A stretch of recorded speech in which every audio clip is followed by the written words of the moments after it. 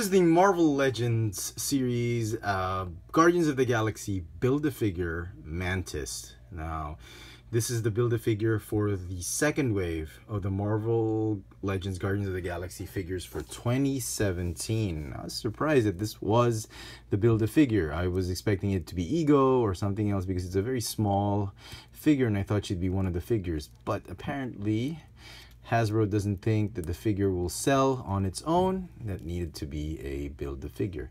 Not a bad figure. Just thought it wasn't the best choice for a Build-A-Figure. It turned out great. It's a very nice rendition of the Cosmic Universe, Marvel's Cosmic Universe's Empath. I think that the movie did a wonderful job portraying the character. It's an updated costume, not that corny costume we see in the comic books. Very nice. I like the character. I like how she was portrayed in the movie. Very, very nice. Now here she is with Drax and Gamora, and she scales nicely. She looks great with Drax. Overall, the sculpt, I'm very, very pleased with it. I thought it came out great. Got great hair sculpt, very soft and pliable. Made that soft PVC material. It's got her antennae, even her eyes. It's like the face, the way it's been done. The face is a separate piece, and there's a separate piece for the eyes, and they just put the eyes. The face had eye holes, and they pasted it on it, and that solves all the problems with those quality issues with the paint on the eyes, and it looks great. Very insectoid looking eyes, and that's one way of solving issues with paint apps. For instance, the hair, instead of just making it a whole head mold, they mold the head separate. They mold the head, the face, and the hair separately, so when they paint the hair, nothing goes to the face and all that. What a wonderful job of fixing quality issues that Hasbro's done with their factories and manufacturing and all that. So very, very nice. I love the waist cape, kind of gives you that alien vibe to it. Very nice. She does have some loose elbow hinges right here. I saw it in my review of Gamora or Nebula, but yeah, I'm very, very pleased with the sculpt. She's got one hand with the two fingers stretched out, which makes her look like a kung fu master, and she'd pair nicely with the Iron Fist. She'd be a nice immortal weapon. She'd be like, oh, ooh, like that. And I don't remember her in the movie touching people with the two fingers. I knew she touched people and put them to sleep with the whole hand. Even Ego, she touched with the whole hand. I honestly think that excuse me Gamora, this is a little bit, it's okay. It's just not as accurate as in the movie. It feels like it could be used for something anyway.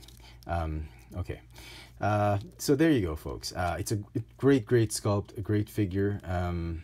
Paint apps, some scratching here and there of the green paint, but not too bad. I love the metallic green that they've used for this one. It's very as accurate as it can get with the movie costume. I like it. I wish it would have been brighter, more metallic, but it's okay as it is. I'm happy with it. Articulation for the figure. It's got a ball jointed neck that's on a hinge. It's got a ball jointed upper torso, ball hinge shoulders, great range of motion, bicep swivel, and a ball hinge elbow. So you can literally swivel that elbow and independently from swivel that bicep independently from the elbow. Ball hinge wrists that go in and out. This one, yes, it's also a ball hinge wrist. No waist swivel. It's got a ball jointed hip that goes this way and that. Thigh swivel, double jointed knees, very nice. So you can have her in that kneeling position when she's touching Ego or trying to put Ego to sleep. That's great. Great bending articulation for the legs. It's got a calf swivel or half calf swivel and ball hinge ankles with a rocker joint. So all in all, I love the figure. I think it's great. Just wish that the whole wave picked a bigger Build-A-Figure. But I guess Hasbro was working on a budget and they didn't think that this figure was going to sell on its own.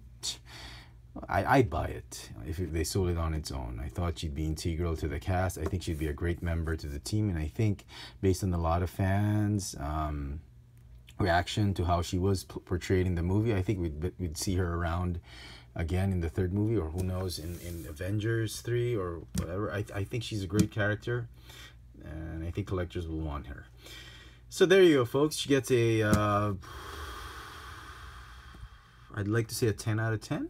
There are some issues about it. I don't know how else they could have improved this. Maybe a better molded right hand. 9.5 maybe. I'd give her that. It's a great figure.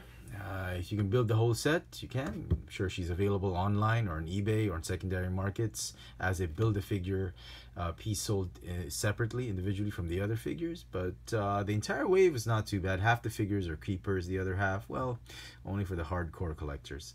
There you go, folks. Hope you've enjoyed this little video review. This has been the Marvel Legends series Guardians of the Galaxy Volume 2 Build-A-Figure Mantis. Thanks for watching.